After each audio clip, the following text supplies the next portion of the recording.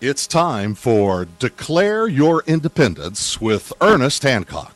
Believe me when I say we have a difficult time ahead of us. But if we are to be prepared for it, we must first shed our fear of it. I stand here without fear because I remember that I am here not because of the path that lies before me, but because of the path that lies behind me. I remember that for 100 years we have fought these machines.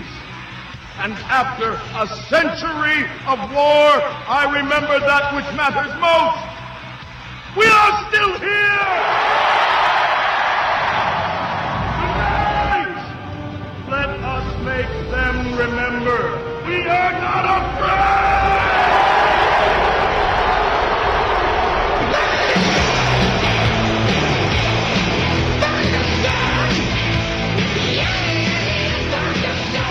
No fear, no fear, no fear here on Declare Your Independence with me, Ernest Hancock, and our special guest, Phyllis Bennis. Phyllis Bennis is a representative. She's a fellow at the Institute for Policy Studies, and we need to understand what's going on in the Middle East, and she has many books. We've already done introduction for her, so I want to get to her because we only got about 3 segments for this, and I want to make sure what's on everybody's mind is Libya. Phyllis, I got you there?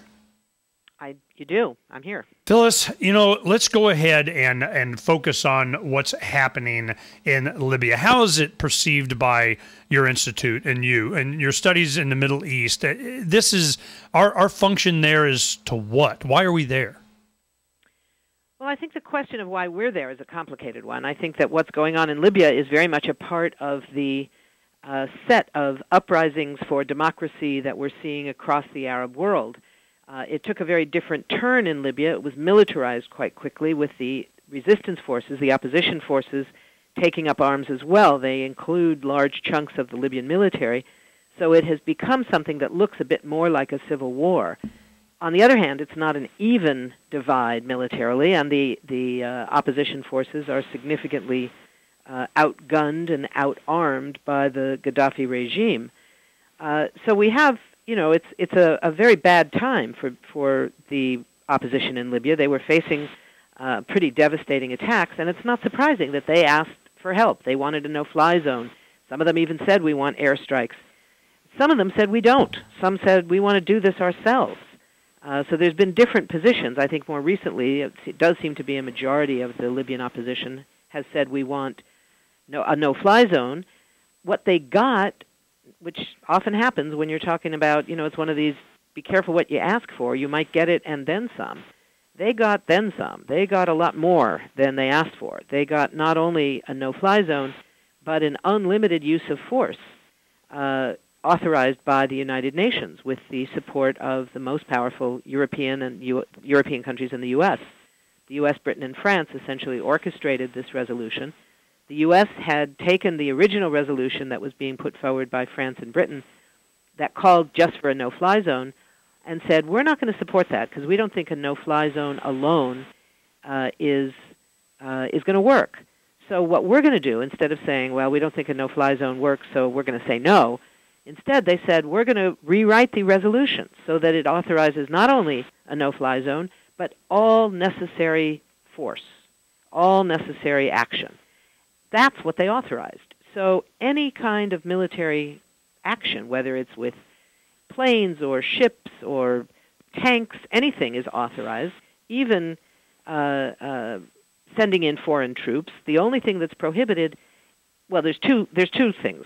One is it says that there cannot be a foreign military occupation force, but we know that that's a very precise definition that's almost never used. So the 100,000 U.S. troops occupying Afghanistan today, for instance, are not considered an occupation. But you can have troops on the ground. The only restriction is that they can only be used in order to protect civilians. The problem is it's a very fine line to draw when you have the same countries that are sending planes and ships to militarily defend civilians are the same countries that are saying separately, oh, and by the way, we want regime change. We want Gaddafi out. But no, our military is not designed for that. That's other things. So that's a very tricky business. It's not an easy line to draw, if you will.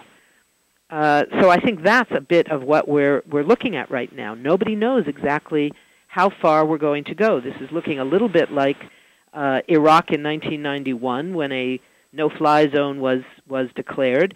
Didn't lead to the overthrow of Saddam Hussein, but it did lead to 700 Iraqi civilians being killed over the years by our bombs.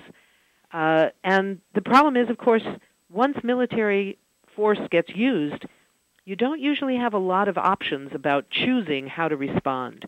So when President Obama said, for instance, there will be no U.S. troops on the ground, I think he means it. I think that is his intention. But the problem is what happens when you have, as you did this morning, you had a U.S. a U.S. plane either shot down or crashed after mechanical difficulties of some sort. We don't really know what happened, but we know it crashed. And luckily, it crashed in an area controlled by the opposition, who quickly managed to rescue the pilot and the bomber and somehow managed to get them back to U.S. Custody, which to me says there probably was some kind of a rescue team on the ground. If, on the other hand, that plane had gone down in Gaddafi-controlled territory, I think we definitely would have seen boots on the ground in the form of some kind of a special forces team that would have gone in to rescue them. So once you start participating in a military battle, you don't always get to pick and choose what you're going to be willing to do in the future.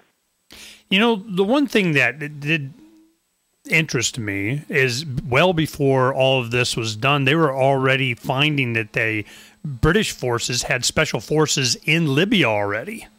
So everything that we're always being told by the administration and the powers that be and the powers that want to project their power, we always find out that what they've been saying is not necessarily what's really the plan. And we're lied to on a regular basis. And I'm wondering, what do you think the end game is? Now, your book, we'll get to Afghanistan, the Middle East in general, but it gives you the perspective that I'm hoping you can share with me and the audience of how is this perceived by the people there? And in addition to that, when we have the Secretary of State, Hillary Clinton, wants to meet with people, a lot of times there's some opposition saying, no, we don't want to meet with you. We don't have anything to do with it. How is it that you got involved and you get to be the arbiter of?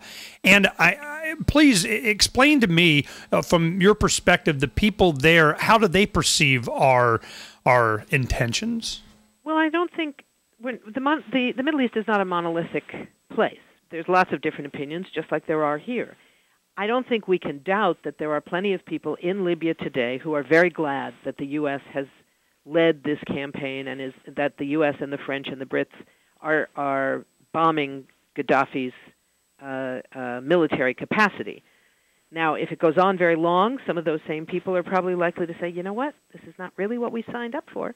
But I don't think we can claim, I certainly don't claim, that no one there wants this, that this is all in violation of what the Libyan people themselves want. The Libyan people are very divided, it's clear. It's clear Gaddafi has some support. It's clear the opposition has a lot of support. And it's clear that some of them want this kind of militarization. Not all. But we would be doing ourselves and the truth, I think, a disservice if we denied that there is some support for it. In the rest of the region, I think that people are very wary. There are differences between the Libyan uprising and the others, not least having to do with militarization.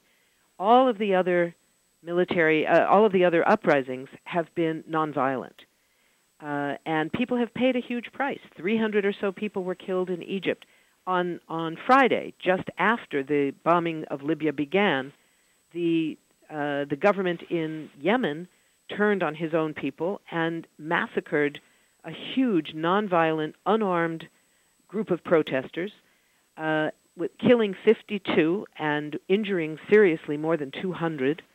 So it was a huge massacre, and that was after they saw the example. Some people were saying, well, we should support this because it will give an example to the other dictators. Well, you know, when we come back, I want to dwell on that. They're going to push the button on us, but, you know, I want to dwell on the fact that we've had so many things that were examples of why we went to Libya.